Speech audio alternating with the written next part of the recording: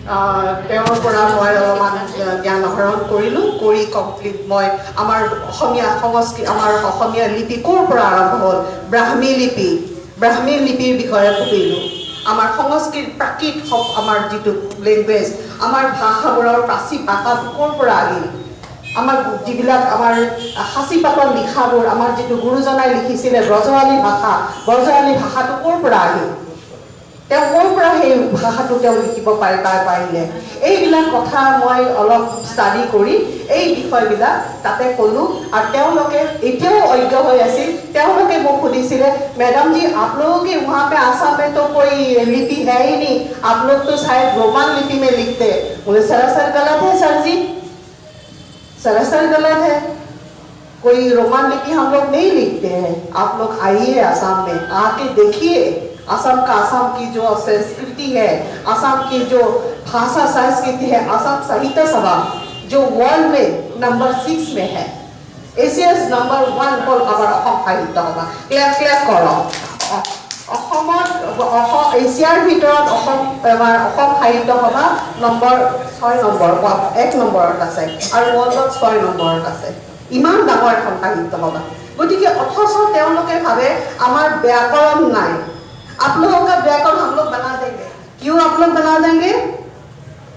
সংস্কৃতৰ যিটো ব্যাকৰণ পাণিনিয়ে লিখিছিল তাতকৈ সেই সময়ত আমাৰ অসমীয়া ব্যাকৰণ আমাৰ এই সময়ৰে ব্যাকৰণ তাৰ পিছতে আমাৰ ব্যাকৰণ হৈছিল আমাৰ বহুত আগৰ ব্যাকৰণ বাংলা ভাষাৰ ব্যাকৰণ বহুত পিছৰ আমাৰ ব্যাকৰণ বহুত আগৰ হিন্দী ব্যাকৰণ 96ত হৈছিল হিন্দী ব্যাকৰণ যিখন 1996ত হিন্দী ব্যাকৰণ হৈছে তাতকৈ বহুত আগত আমাৰ অসমীয়া ব্যাকৰণ গতিকে আমি কোনো গুণে আমি কম নহয় আমি কোনো গুণে আমি পিছপৰা নহয় আমি বহুত আগবঢ়া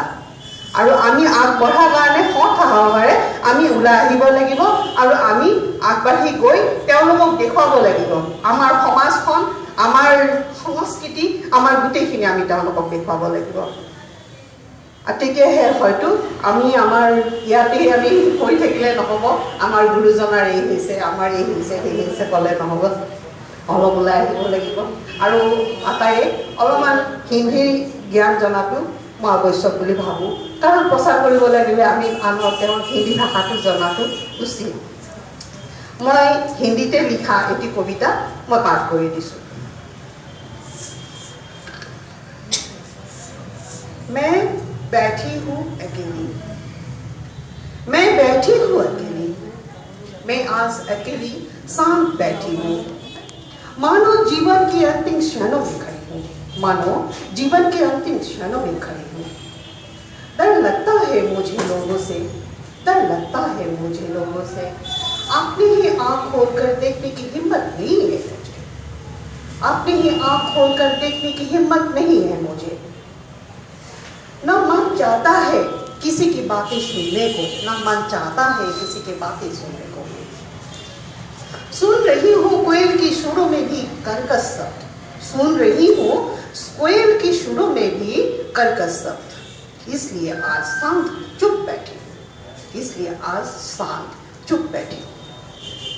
कहाँ चला गया आज कन्हैया का बांसुरी का सुर कहाँ चला गया आज कन्हैया की बांसुरी का सुर कहाँ गए आज नाचते हुए वो मोर कहाँ गए आज वो नाचते हुए मोर मीरा का प्रेम हे भगवान लौटा दो मुझे वो अनमोल एहसास ताकि पैरों तले बैठकर सुन सकूं जान सकूं वो अभिलाषा इस धरती की इस जन्म की क्या है परिभाषा इस धरती की इस जन्म की क्या है परिभाषा